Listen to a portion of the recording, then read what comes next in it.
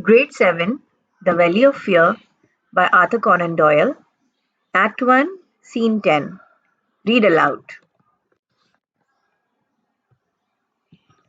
For more videos on the same topic and many other novels and play scripts, please subscribe my channel, Learners on Board.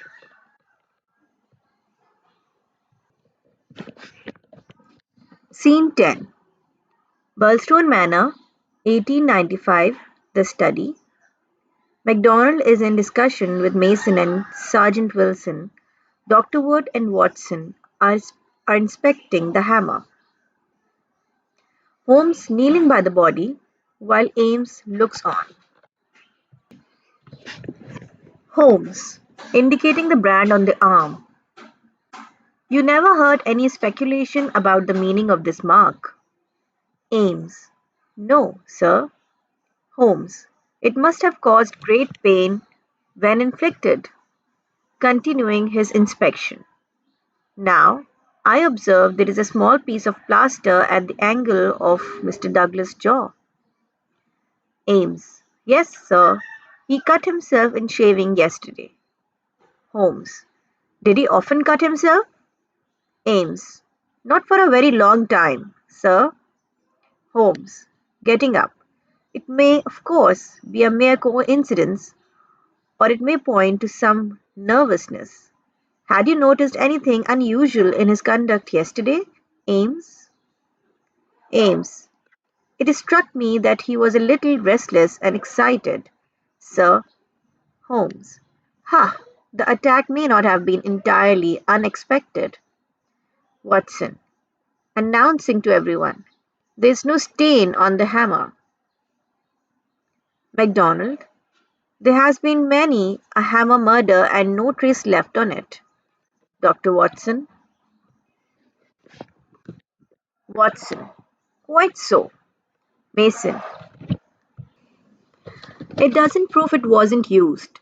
Those stains would have been a considerable help to us. Dr. Wood. Have you finished your investigation of the deceased, Mr. Holmes? Holmes. For the time being, Dr. Wood. Dr. Wood, taking a cloth from his medical bag. Then, with your permission. Holmes, by all means. Dr. Wood, and yours, Inspector. MacDonald, Sergeant Wilson will help you take the body through. Sergeant Wilson, sir, he goes to help Dr. Wood. Watson, allow me to assist. Dr. Wood places the cloth over the dead man's face. Then he, Watson, and Sergeant Wilson carry the body off. Ames goes ahead to clear the way. As they do so, Holmes picks up the shotgun, then joins Mason and MacDonald. Holmes, you have given us a very full account of your discoveries so far. Mr. Mason, I can hardly recall a case where the features have been more peculiar. Mason, pleased. I thought you would say so, Mr. Holmes. Holmes, what do you make of this? He shows Mason some markings on the gun. Mason, I noticed them before. Reading out. P-E-N. It's a pity it's a pity the maker's full name has been cut off. Holmes, Pennsylvania Small Arms Company. Mason, impressed. No doubt, you're right. MacDonald, an American firm. Mason, so there is some evidence that the man who entered the house and killed its owner was an American. MacDonald, you're surely traveling over fast, man. I've heard no evidence yet that a stranger was in the house at all. Mason, the open window, the blood on the sill, the strange card, and what of the boot marks in the corner? And the gun? MacDonald, nothing that could not have been arranged by someone in the household. Holmes, as for the gun, both Mr. Douglas and Mr. Barker had lived in America. You don't need an outsider to account for it. Mason, Ames says he has never seen a gun of this sort in the house. MacDonald, that doesn't mean it wasn't here. It was made to conceal. I'm convinced, I'm not convinced any outside party was ever here. Holmes. Well, state your case, Mr. Mack. MacDonald. Supposing that he ever existed, the intruder is no burglar. The ring business and the card point to premeditated murder. Mason. Agreed. MacDonald. Very well. He slips in to commit murder, knowing that he will have a difficulty in making his escape. As the house is surrounded by water, what weapon would he choose? Mason, seeing the problem, the most silent he could find. MacDonald, taking the shotgun from Holmes. Then why use this, knowing that it will bring every human being in the house on him before he can cross the moat? Holmes, it certainly needs a good deal of justification. What are your thoughts, Mr. Mason? Mason, our first question must be, is it suicide or is it murder? If it is suicide, then we have to believe that Mr. Douglas began by taking off and concealing his wedding ring. MacDonald. Over dismissively. Ha! Mason. Continuing. Then came down here in his dressing gown, trampled mud into a corner behind the curtain to give the idea someone had waited for him, opened the window, put blood on the sill. MacDonald. Over. We can surely dismiss that. Mason. So I think. Holmes. Then murder has been done. Mason. Undoubtedly. What we have to determine is whether it was done by someone inside or someone outside the household. MacDonald. There are considerable difficulties either way. Yet one or the other it must be. Holmes. Imagine it was someone working from inside. How did they act? Mason. They must have got Douglas down here at a time when everything was still and yet no one asleep, snorting with disbelief. They then did the deed with the noisiest weapon in the world, altering everyone to the murder. Alerting everyone to the murder. MacDonald. That doesn't seem a very likely start. Mason. To make matters worse, everyone is agreed that the whole household was on the spot within a minute.